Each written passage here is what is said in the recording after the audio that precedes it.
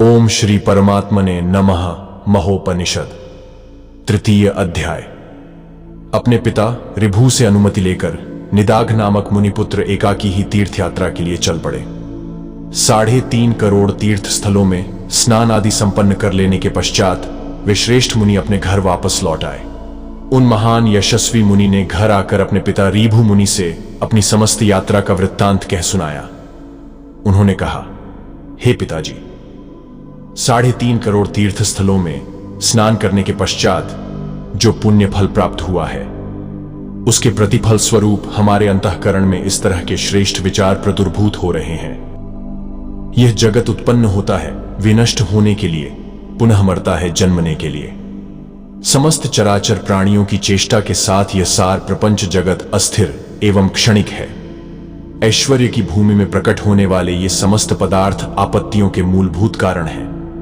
ये सभी पदार्थ लोह शलाका के सदृश परस्पर पृथक रहते हुए मानसिक कल्पना रूपी चुंबक द्वारा एकत्रित होते रहते हैं। जिस तरह मार्ग में गमन करने वाला व्यक्ति मरुस्थल में चलते चलते कष्ट के कारण विरक्त हो जाता है, उसी तरह मैं भी इन सांसारिक पदार्थों से विरक्त हो रहा हूं, क्योंकि ये सांसारिक भोग पदार्थ मुझे दुखदायी प्रतीत होने लगे हैं।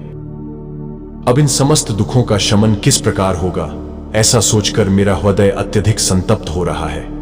ये ऐश्वर्य रूपी धन, जिनके पीछे चिंताओं के समूह चक्र की भांति घूमते रहते हैं, मुझे आनंदप्रद नहीं लग रहे हैं। स्त्री पुत्र आदि समस्त स्वजन संबंधी मानो उग्र आपदाओं के घर हैं।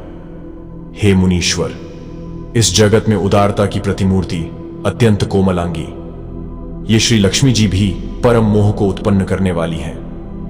निश्चय ही इनके द्वारा जीव को आनंद नहीं मिल सकता। जिस प्रकार पल्लव के अग्रभाग में जलकणिका बूंद रूप में लटकती है, वह क्षणिक है, उसी प्रकार मनुष्य की आयु भी जल की बूंद के समान क्षण भंगुर है। इस नाशवान शरीर को असमय ही छोड़कर उन्मत्त की भांति मुझे प्रस्थान करना ही पड़ेगा। जिनका चित्त विषय वासना रूपी सर्प के संग से झरझर हो गया है तथा जिन्हें पौड़ आम्य ज्ञान नहीं प्राप्त हुआ है, उनका जीवन कष्ट का ही हेतु बना है। वायु का लपेटना, आकाश को खंड खंड करना एवं जल की लहरों का गुथन भले ही संभव हो जाए, किंतु जीवन में आस्था एवं विश्वास रखना संभव नहीं हो पाता। जिसके द्वारा प्राप्त करने योग्य वस्तु को सम्यक रूप से प्राप्त कर लिया जाता है, जिसके कारण शोक न करना पड़े और जिसमें परम शांति की उपलब्धि हो जाए, वही तो वास्तविक जीवन कहलाता है। यूं तो वृक्ष, मृग एवं पक्षी भी जीवन धारण किए रहते हैं, किंतु यथार्थ में वही जीवित है जिसका मन निरंतर आत्मचिंतन में लीन रहता है। इस नश्वर जगत में उत्पन्न हुए उन्हीं प्राणियों का जीवन उत्कृष्ट है, जिन्हें पुनः आवागमन के चक्र में नहीं पड़ना पड़ता है। इससे भिन्न तो जरावस्था को प्राप्त गद्धे के सदृश हैं, जो कि आसक्त होते हुए भी भार ढोने के लिए विवश हैं। ज्ञानवान मनुष्य के लिए शास्त्र भार ढोने के सदृश है। रागद्वेष में लिप्त मनुष्य के लिए ज्ञान भार स्वरूप है। अशांत मनुष्य का मन तो स्वयं में ही भार स्वरूप होता है, तथा जो आत्मज्ञानी नहीं है, उनके लिए यह शरीर भी बोझा ढोने के सदृश ही है। अहंकार ही समस्त विपत्तियों के आगमन का हेतु है। इसी से मनोविकार उत्पन्न होते हैं और तरह तरह की इच्छा आकांक्षाओं का प्रादुर्भाव होता है। इस कारण मनुष्य का अहंकार से बढ़कर और कोई भी शत्रु नहीं है। अहंकार के वशीभूत होकर मैंने चराचर रूप जिन जिन भोगों का उपभोग किया है, वे सभी मिथ्या भ्रम रूप थे। अहंकार का शून्य होना ही जीवन की यथार्थता है। वस्तु तो मात्र अहंकार शून्यता ही है। यह मन व्यर्थ ही परेशान होकर यत्र तत्र दौड़ता रहता है, व्यर्थ ही दूर दूर तक भ्रमण करता रहता है।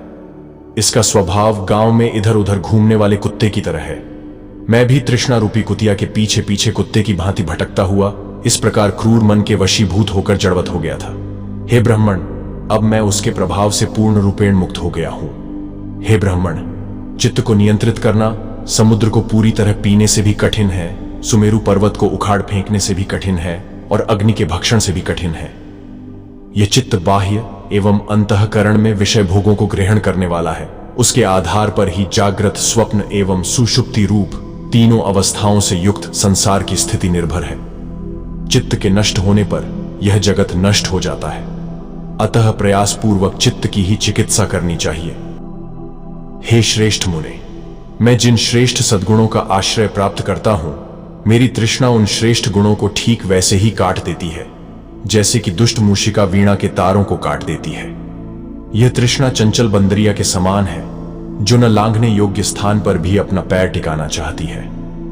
वह तृप्त होने पर भी भिन्न भिन्न फलों की इच्छा करती रहती है, एक जगह पर लंबे समय तक नहीं रुकती।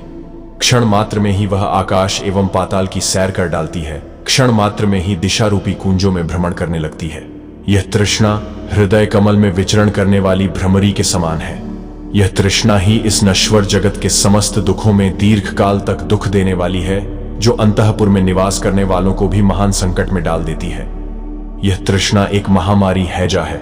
इसे वही श्रेष्ठ ब्राह्मण नष्ट कर सकता है जिसने चिंता का पूरी तरह से परित्याग कर दिया है। यदि चिंता का थोड़ा भी परित्याग कर दिया जाए तो अत्यधिक आनंद की प्राप्ति होती है। यदि थोड़ी सी भी चिंता मन में शेष रही तो उससे असीम दुख की प्राप्ति होती है। देह के सदृश तुच्छ, गुण रहित तथा शोक करने योग्य अन्य दूसरा कोई नहीं। इस शरीर रूपी विशाल गृह में अहंकार रूपी गृहस्थ निवास करता है। यह शरीर चाहे दीर्घ काल तक रहे अथवा शीघ्र ही नष्ट हो जाए, उसकी मुझे किंचित मात्र भी चिंता नहीं है। जिस शरीर रूपी घर में इंद्रिय रूपी पशु पंक्तिवत खड़े हैं तथा जिसके प्रांगण में तृष्णा रूपी बंदरी विचरण करती रहती है, जिसमें चित्त वृत्ति रूप वृत्तियों का समावेश है, ऐसा शरीर रूपी घर मुझे अभीष्ट नहीं है। जिह्वा रूपी बंदरी से पीड़ित हुआ यह मुख रूपी द्वार इतना भयभीत हो गया है कि आरंभ में ही दंत रूपी हड्डियां दिखाई पड़ रही हैं। ऐसा यह शरीर रूपी घर मुझे प्रिय नहीं लगता है। हे मुनीश्वर, यह शरीर बाहर एवं अंदर रक्त एवं मांसादि से संव्याप्त है, तो इस नश्वर शरीर में रमणीयता कहां से आई? यदि किसी ने शरदकालीन बादलों की विद्युत में एवं गंधर्व की नगरी में स्थिरता निश्चित की है तो वह इस नश्वर देह की स्थिरता में विश्वास कर सकता है। बाल्यकाल में गुरु से, माता पिता से, लोगों से, आयु में बड़े लड़कों से एवं अन्य दूसरे लोगों से भी भय लगता है। अतः यह बाल्यावस्था भय का ही घर है। युवावस्था के आने पर अपने ही चित्त रूपी गुफा में निवास करने वाले, भिन्न भिन्न तरह के भ्रमों में फंसाने वाले इस काम रूपी पिशाच से बलपूर्वक विवश होकर व्यक्ति पराजय को प्राप्त हो जाता है। वृद्धावस्था के प्राप्त होने पर उन्मत्त की भांति कांपते हुए व्यक्ति को देखकर दास, पुत्र, पुत्रियां, स्त्रियां एवं बंधु बांधव भी हंसी करते हैं। वृद्धावस्था में शरीर असमर्थ हो जाने पर इच्छा आकांक्षाएं अत्यधिक बढ़ जाती हैं। यह वृद्धावस्था हृदय में दाह प्रदान करने वाली सारी आपत्तियों की प्रिय सहेली है। इस नश्वर जगत में रहने वाले सांसारिक प्राणी जिस सुख की भावना करते हैं, आखिर वह कहां है? काल आयु को तृण के सदृश काटता ही जा रहा है। वह काल छोटे से तृण एवं रजकण को महेंद्र एवं स्वर्णमय सुमेरु जैसे विशाल पर्वतों को भी सरसों के समान बना देने में समर्थ है। यह सभी का संहार करने में सक्षम तथा अपनी उदरपूर्ति के लिए सभी को आत्मसात करने को उद्यत है। इस काल के द्वारा तीनों लोक आक्रांत है। यंत्रवत चंचल अंगरूपी पिंजड़े में मांस की पुतली की भांति स्नायु एवं हड्डियों की ग्रंथि से बनी हुई इस स्त्री देह में ऐसी कौन सी वस्तु है जो शोभनीय कही जा सकती है? आंखों में स्थित त्वचा, मांस, रक्त एवं अश्रु आदि इन सबको अलग अलग करके अवलोकन करो। इनमें कौन सी वस्तु आकर्षक प्रतीत होती है? यदि कोई भी वस्तु आकर्षक नहीं तो फिर व्यर्थ में मोह करने से क्या लाभ है? हे मुने, जो नारी सुमेरु पर्वत की चोटियों से उल्लसित होने वाली भगवती मां गंगा की छंचल गति की भांति है, जो मुक्ताहार से पूर्ण रूप से सुशोभित देखी गई है। कालचक्र के समीप आने पर उसी नारी के मांस पिंड रूप स्तन को श्मशान में कुत्ते भक्षण करते हैं। जो नारियां केश एवं काजल धारण करने वाली तथा देखने में प्रिय लगने वाली होने पर भी जिनका स्पर्श दुख देने वाला होता है, वे ही विधाता की दुष्कृति रूप अग्नि की ज्वाला के समान दग्ध कर देने वाली नारियां पुरुष को तिनके की भांति जला डालती है। ये दूरस्थ प्रज्वलित नर कंकालों की तरह अशोभनीय एवं दुखदायी ईंधन स्वरूपा है। ये रसयुक्त प्रतीत होने पर भी वस्तुतः रसहीन है। काम नामक किरात ने पुरुष रूपी मृगों को आबद्ध कर लेने के लिए स्त्री रूपी पाश को विस्तृत कर रखा है। ये पुरुष जीवन रूपी तलैया तालाब के मत्स्य हैं, जो चित्त रूपी कीचड़ में सतत विचरते रहते हैं। इन मत्स्य रूपी पुरुषों को अपने बाहुपाश में फंसाने के लिए नारी रूपी रस्सी में बंधी पिंडिका अर्थात चारे की भांति है। यह नारी समस्त दोष रूपी रत्नों को प्रकट करने वाले सागर की भांति है। यह दुखों की जंजीर सदैव हमसे दूर रहे। जिस पुरुष के पास नारी है उसे भोग की इच्छा प्रदुर्भूत होती है, और जिसके पास नारी नहीं है उसके लिए भोग का कोई कारण ही नहीं है। जिसने स्त्री का परित्याग कर दिया उसका संसार छूट गया, और वास्तव में इस नश्वर जगत का परित्याग करके ही मनुष्य सुख को प्राप्त कर सकता है। वही सचमुच सुखी हो सकता है। यह जगत नश्वर है। जब यह अव्यक्त स्थिति में चला जाता है तब दिशाएं भी अदृश्य हो जाती हैं, देश भी दूसरों के लिए उपदेशप्रद बन जाते हैं, अर्थात काल के गाल में विलीन हो जाते हैं। पर्वत भी खंड खंड हो जाते हैं तथा तारागण भी टूक टूक होकर गिर जाते हैं। ध्रुव नक्षत्रादि का जीवन भी अस्थिर हो जाता है।